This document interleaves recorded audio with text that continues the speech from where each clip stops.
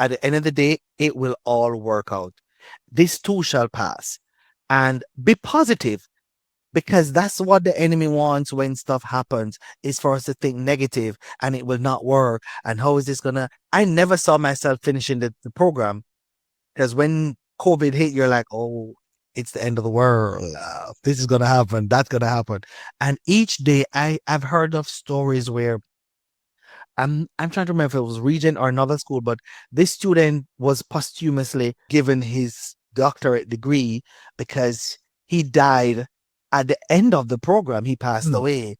And I look at that and I see so many things happen to so many people. And I have to stay hopeful that it will all work out and trust God along the process. And welcome to Strategic Edge, a podcast by leaders and for leaders. We're here to inform, instruct, and inspire leaders. We're going to share information about business models, about theories, but then we're also going to provide instructions. How do you apply those? How do you make them very practical? And finally, we're going to encourage you to act.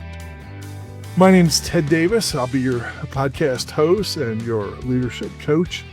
I have been a practitioner, a student, and a teacher of leadership now for nearly 60 years. And as my future guests and I inform, instruct, and inspire you, I encourage you to do three things. First of all, absorb what we share with you. Make it your own. Take it on. Take notes. Make it your own thoughts. Make it part of what you now believe about leadership. Number two, reflect on it. What does it mean to you? What do we affirm that you're already doing? What ideas do you pick up about how to improve? And then thirdly, we want you to commit.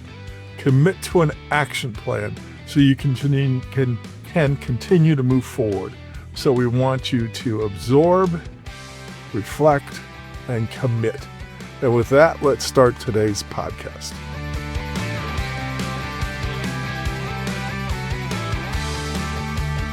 Well, hello and welcome. Welcome, Dr. Aidin Brown. I am thrilled that you are joining me today to talk about leadership, specifically to talk about servant leadership. I noticed Aidin's profile basically online, social media, because he graduated from the same institution I did. He earned the same doctorate, a doctorate of strategic leadership.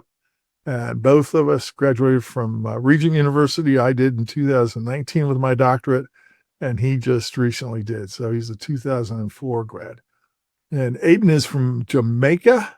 So let me turn over to you. Tell people what they need to know about you so they understand your specialty and your great brilliance. I'll let you introduce yourself.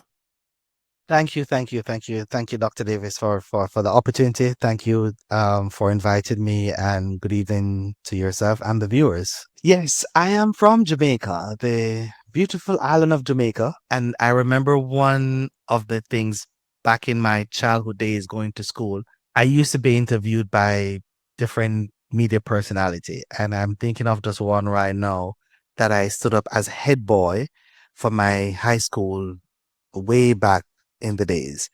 And to see where I'm at now is, I believe it's a strategic move by God to place me here, because I live in Central Florida now for the last few years, to be a light, a hope, avenue of hope for those who need the opportunity and is not afforded it. So for me, it's more like giving back, helping out, reaching out, and doing as much as I can do to impact. And as we both know from Regent, or the motto is Christian leadership to change the world. And that is one of my goals to do so. Excellent. So you are a philanthropist. There's several things. You're a speaker. You're an author. 2 books, right? 2 books. I understand one of them is What's Next? Moving Forward with Optimism, Positivity Towards Hope, right? Yes, that is correct. Yeah, I love that. Well, let's talk about that in just a second. But anyway, so you did that, and now in addition to your consulting service through Monhars, does that pronounce it right? Monhars Enterprise? Monhars Monhars, Enterprise. Monhars Enterprise. You are an entrepreneur, excuse me, a philanthropist, and you raise projects, raise funds, so forth, and you serve your people back home in Jamaica. Yes, yes. That's awesome. Excellent. Good. And how'd you get started in the philanthropy stuff? That is a good question. Back then, I'm from one of those communities where we're not so fortunate to have certain luxuries. So I started an organization back in the days called Brothers United. We had a group of young people, male and female, and we trained them into tire craft. We had a tire craft training where we use old car tires, turn it inside out, and we turn it into planter containers where we plant bell peppers, green onions, Wow. colored, well, we said colored greens here, but in Jamaica we say callaloo. um and cabbage and stuff like that, and we used to use that as we grow them and they are ripe. We used to sell them to the community, and this now we use it to turn it around to help students go back to school and all of that. So by doing that, they Custis of St. Andrew back then saw the work and was like, what you are doing to the community for the community. And that's just one of the projects. The other projects was where we had a group of young people, and I used to get them attend conferences, drug abuse conference over here. And we even had a group of them attended the Mayor of Orlando's youth conference. I think it's in 2013, one of those years that we used to take them here. And there's an organization in Ohio which is called Youth to Youth International, and there we used to bring the participants over here and give them the exposure that they need. So by doing all of that work, and I was also a Sunday school teacher in the community for the church back home too. So doing all that work, they're like, we see the work that you're doing. I believe you should become a justice of the peace. A justice of the peace in Jamaica, it's a voluntary role. It's not a paid service. It's a voluntary role. And it's all about serving the people. Yes, we do the notarizing of the documents, authenticate documents. We verify the documents. We notarize photographs to certify this is the copy of the person, ID of picture of the person, and we do that for ID as well. So doing all of that, and these are volunteer work. You don't be paid. You're not paid for this. And we had to also visit the prison lockups, the jail cells at the police station, to make sure that the inmates are not being treated bad. They're treated civilizedly. And we do tours of the prison lockups and all of that. And we have like Saturday cooking for the community and stuff like that. So they're like, I see the work you're doing. You should become a justice of the peace. And so said I was appointed a justice of the peace in 2011, and I'm still a justice of the peace for Jamaica in St. Andrew, for the parish of St. Andrew. So that allows me to do so much. But nevertheless, I'm not there. I'm still doing, because we're still sending stuff back home for back to school. Because our school starts back on the 3rd of September, I think, the first Monday in September back home. So we're doing, because we had one, Sapphire Life had their back to school thing in Orlando on the 27th. That's when I had the book launch. And we had the book launch in the evening and the back to school thing on Saturday morning. So we had a lot of stuff that we had left back. So we're like, you know what? We're going to send it back home so we can give it to the community. That's awesome. Well, you ought to add community activists to your qualifications. That's just awesome, obviously. So where did you catch this calling or this inkling to be a community activist and do so much in your community? Where'd you catch that? The inspiration came from a few of my high school teachers, because, as I said, the community that I'm from, it was a volatile community. It was one of those inner city communities where we had our teachers, they live, as we would say, uptown in the suburbs. They would leave their comfort of their home and come into these communities to teach us.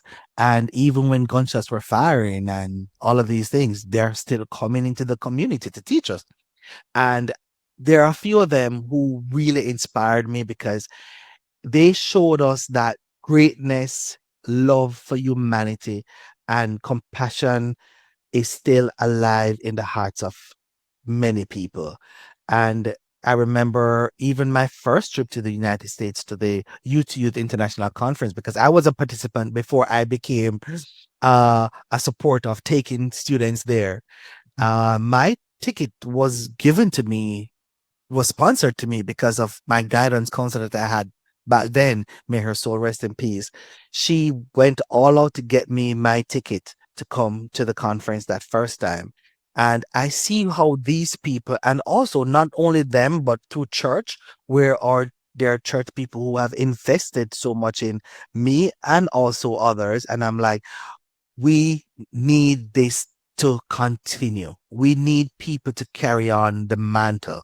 And that is my inspiration for doing all of this because, yes, we can be the greatest of the greatest, but when we leave, we must leave a legacy behind that impact the lives of others. Well, that's awesome. So people were pouring into your life, and now you're pouring into the next generation. Yes. That's awesome. And so you came to the states. You did you do your master's degree in residence at Regent University? Regent? Yes, I did. Oh wow, that's so you got to live in Virginia Beach for a while. Uh, Well, actually, the residency was it was online, so I did not. okay, I had I didn't have that privilege. okay. So you did it online. So you did your Yes, master's in organizational leadership. organizational leadership. Yes, And then you transitioned immediately into your doctoral program, to Doctor of Strategic Leadership. strategic leadership. Little Yes, known, but a great program. I really. yes, it is. I so love that program because one of the greatest thing with it, it gives you the ability to create something, become innovators, become thinkers, become strategists, and one of the things I shared with my colleagues that we graduated with, like, how are we going to use this to at our advantage? We must become strategically innovative to make this degree work for us. So yes, it is a great program and it really helped me in what I'm doing because I'm able to think strategically, think innovatively, think outside the box, be creative. And I must say, Sapphire Lab Management was started out of the master's program, and Monhars Enterprise was started out of the DSL program. Oh wow. Okay. So Regent University did a lot for your business and your philanthropy. And so while you were in the DSL program, Doctorate of Strategic Leadership, you either beforehand or during that really saturated yourself with the leadership model of servant leadership. So tell us, how do you define servant leadership and how do you exercise that? I'll put it this way. Servant leadership is a passion for service. When I did the presentation last year at the Research Roundtable, passion and service, the 90-degree angle for servant leadership. Because I believe if you don't have the passion to serve people, to work with people, to engage people, you will not have that impact and that desire to even accommodate people. And if we have the passion within us to to see transformation, to see better for others, to see growth in others and the development for others, then that is how we are going to become leaders and to become the greatest servant leader because it's all about people. And for me, I want to see throughout my work, and I'll just maybe point out this one situation where one of my proteges, put it that way, in Jamaica, he would say it's because of him, it's because of me why he has an ID. It is because of me why he has a here we call it social security number, but that in Jamaica we call it tax registration ID number.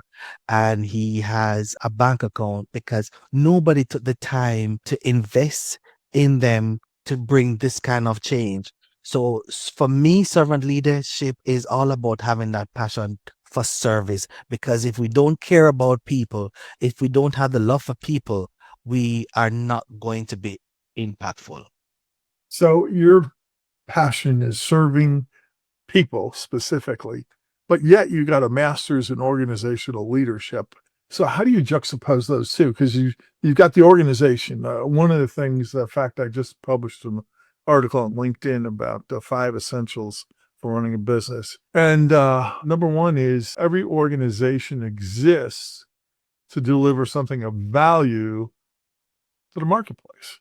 And that's what it's, and then obviously the organization is the context where people are going to do the work. Whatever their calling is, it's to do work, to do something of significance, and that's going to be inside some sort of organization. So when you talk about servant leadership, how does a servant leader approach the organization? They approach it with a transformational mindset. Because if you go with a perceived notion, you won't be that impactful. But when you go with a transformational mindset, because I often say, when you leave an organization, I recently posted something on LinkedIn. What do you want your leadership legacy to be? And I would add to it, what do you want your leadership legacy to be when you leave X organization? When you stop doing this, worst case scenario, when the worst happens, what do you want your leadership legacy to be? And when you go with a transformational mindset, how many people can say that it's because of Dr. Brown or Dr. Davis why their lives were changed? It's because of the mentorship or the coaching or the motivation that they got. Perfect example.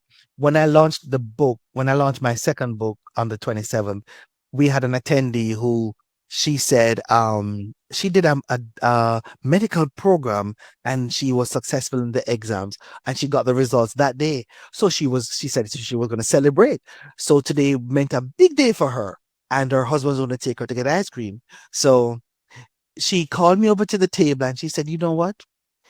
Your work has inspired me.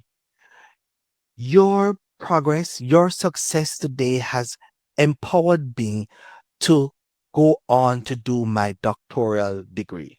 And I'm like, "You are kidding me." She said, "No, I am inspired because we're never too old to learn. We can never stop learning." And she was inspired to go on. And I feel good to know we're not in a working relationship. However, just off the spur of the moment, my work has inspired someone. So that is what it is when we go into situation. And I often tell people my book, do the activities. It have activities. Both books have activities in it that will help you to bring transformation, bring change, encourage hope, and also to motivate you along the way. So for me, it's about how can I bring that change? So at the end of the day, I often say, do not come to my funeral and talk about the great oxtail that I cook. Talk about how I help to do other things, but not about the oxtails. Well, I thought, let me pick up on what you said about never too old to learn. I couldn't agree with you more. In fact, I was in my mid 60s when I started my doctoral work. Yeah, Awesome. I was. Awesome. So I was the old man of the whole program. I was older than all my professors. I think maybe one professor was older than me. But anyway, so you're never too old. Start whatever age. Yeah, the least thing I can say about servant leadership, and I absolutely agree with you. I think servant leadership is a wonderful model, and its focus on serving people so they accomplish what they're destined to do, what they're accomplished to do. The one thing that I always caution adherents for this servant leadership model is what is the perspective on the organization? As I said, the organization is the context for people's work. And so I guess one of the things that really launched me on kind of this focus of servant leaders focusing on organizations is I read an article while I was going through the program, and the author, I can't remember who it was, basically wrote that as a servant leader, you don't care about the organization, you just care about the people in it. And I came unglued, almost ripped the book apart because that's not true. If you want to take care of your people, then you have to take care of the organization, Organization. which is the Yes. context for what they do, because it's inside the organization that they get a calling for significance inside the organization, that they collaborate with other people. It's inside the organization that they should be getting training and material. They should be positioned for success Yes. inside the organization. So, servant leaders, all of you servant leaders out there, if you've never heard it before, pay attention to the organization. You've got to make the organization work to take care of people. Anyway, I'll get off my soapbox. If I may add, during our presentation at the round table, the servant leadership roundtable, in that presentation, we also said servant leadership goes beyond, it extends beyond the boardroom, it extends beyond the corporate sphere, it goes into the community. So, yes, the organization plays a significant role in servant leadership. And as servant leaders, how do we now engage the organization as servant leaders? How do we put that in a framework now to understand that it's the people and the organization? Absolutely. If you haven't listened to it yet, I encourage you to go back and listen to my very first podcast with one of my classmates from the DSL program, Chris Auger. And he is likewise a strong proponent of servant leadership, and he does a good job of describing that and that. So tell me a little bit about your book. What's next moving forward with optimism and positivity? I love that. And towards hope, some big words there. I love. First, optimism and positivity and hope. What are you trying to accomplish in this book? What's your theme? What's the theme of your book? I remember when I was going through the program, so many things happened. So many things happened. And one of them was I lost my uncle. And COVID hit. So many things happened. And I'm one of those people that I always say, it is not over until the fat lady sings. And when we go through life challenges, what do? Job was going through his going through. He never gave up. He never gave up. When others around us want to give up and throw in towels, he never gave up. And we're all human beings. And I pen that book, the words of that book, as I go through the master's program, to say to others that when you're going through, always stay, it's going to be hard. And it was just yesterday, I was telling someone, they're like, I can't get a job. I can't get a job. I said, well, you cannot give up hope. You cannot. Because if you do, you're going to lose the battle. You're going to lose the battle. And you have to fight for you. So along the journey, I had to stay optimistic that at the end of the day, it will all work out. This too shall pass. And be positive, because that's what the enemy wants when stuff happens, is for us to think negative and it will not work. And how is this gonna? I never saw myself finishing the program, because when COVID hit, you're like, oh, it's the end of the world. This is gonna happen. That's gonna happen. And each day, I've heard of stories where I'm trying to remember if it was Regent or another school, but this student was posthumously given his doctorate degree because he died at the end of the program. He passed away. And I look at that and I see so many things happen to so many people. And I have to stay hopeful that it will all work out and trust God along the process. So along the book, it have the exercises where you can do those stuff to build your courage, to motivate you, to encourage you. And I chose those words because at the end of the day, there's a scripture in the Bible that says, if we are men's most something, we'll be men's most miserable. If we look to men, we'll be men's most miserable. And we cannot rely on men. We have to rely on the faith that we have in God to really see us through. So I penned the words for that book. What's next? What are you gonna do? And are we going to throw up our hands in the air and cry foul, or, well, I'm not going to bother. I can't do this.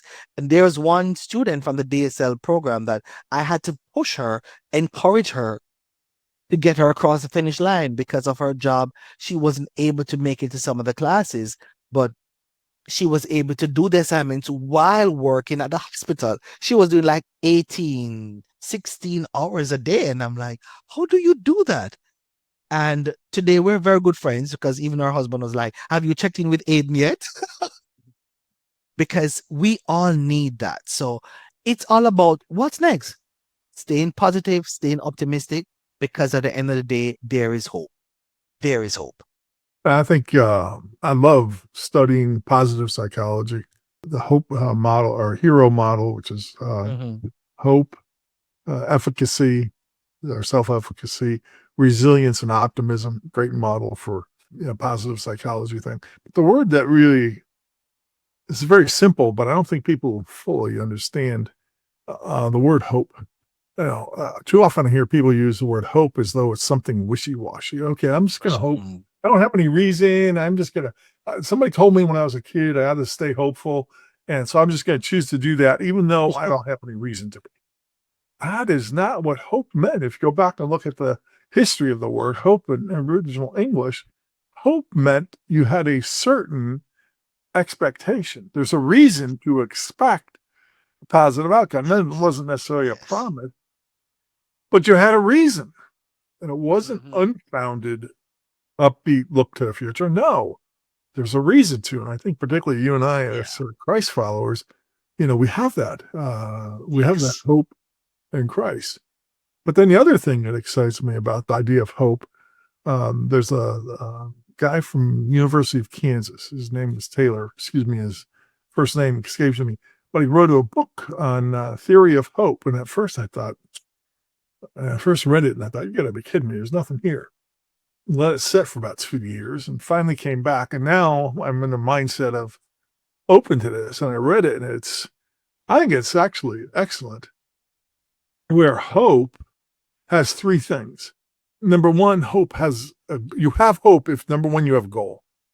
Now, what are you True. pushing for? Number one, the goal. Number two, you have a pathway. In other words, you have a course of action, Hmm. way of getting there. And number three, you can choose. Yes. Agency, that was the word I was looking for. So you have agency, which means you have the ability to choose. So when you can choose and you follow a path towards a goal, that's what generates hope. And I think it's so important. So I really look forward to reading your book. I Thank tried you. to download it and Amazon wasn't cooperating today, but definitely will recommend that. Well, listen, we're running short on time, but one of the things I always ask my guests to do is share three practical things that people ought to do as a result of listening to us today. So, what are three practical things to exercise leadership? What do you think, particularly to be a servant leadership? What are three practical steps? I will start by saying one, you should get a copy of Let Your Leadership Speak. Transformative leadership in a tech crazy world. I believe that with this book, and I'll just say this, the cover of the book speaks for itself. If you are a leader, your leadership should speak, not your attitude, not your behavior, not your words, but your actions, because we say actions speak louder than words. So when you are a genuine leader, your leadership should speak. And in that book, it gives you exercises. A couple of the readers who bought a copy, one said to me the first time he read it, he was like, I thought I was a lazy affair leader, but I now believe that I'm a transformational leader. Just today, I met with a senior director of operations at the warehouse, and he was like, I read the book, I read this part, and I come to find out that I'm a transformational leader. I did the exercise here. So it does help with that. And I encourage anyone to grab a copy of it and to help, because we want our leadership to speak. And at the end of the day, what do you want your leadership to say? The second is, what's next? As you go along your leadership journey, we are going to experience challenging times. I would encourage everyone, ensure that you have that support system. What's next? Get a copy of that book also, where you can do the exercise, but also get a support system. Because when you're a leader, it's not an arrived at moment. Leadership is a continuous journey of learning and serving. The third is, always, always, always do not do it on your own. Do not do it on your own. You need to get a coach, a leadership coach.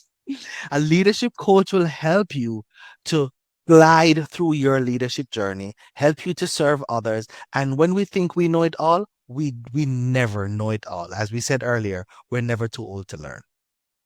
Excellent. So just to summarize those three, number one, get your book, Let Your Leadership Speak. Focus on go through the exercises in the book. Number two, get your book, What's Next? Go through those exercises. So you develop a support system. I think that's the key thing. Develop your Yes. support system, of which your third point is get a coach. And I couldn't Yes. agree with that. Couldn't agree with that one any more than Well, Aiden, thank you so much for spending some time with me today. I I thoroughly thank you enjoyed very the much for having. conversation. I appreciate being able to talk about servant leadership. Yes, I My love it. favorite is steward leadership, but servant leadership is a good model, and I appreciate it very much. So, thank Thank you. you for having me. Thank Thank you. you to the audience. I hope you enjoyed today's podcast, and we'll see you next time. Now we got 3 ideas of what to share from today's podcast. So again, what I'd like for you to be able to do is take those ideas, make them your own, reflect on them. What do they mean to you? And then thirdly, commit to an action plan. Commit to actions that you can take to apply what we've talked about today. If you want help, if you want some ideas, if you want some accountability, please contact me. Contact me by sending me a text, 913-306-1499. Put podcast follow-up in the text message, and I'll get back to you within 24 hours. Thank you so much for listening today, and I'll see you on our next broadcast.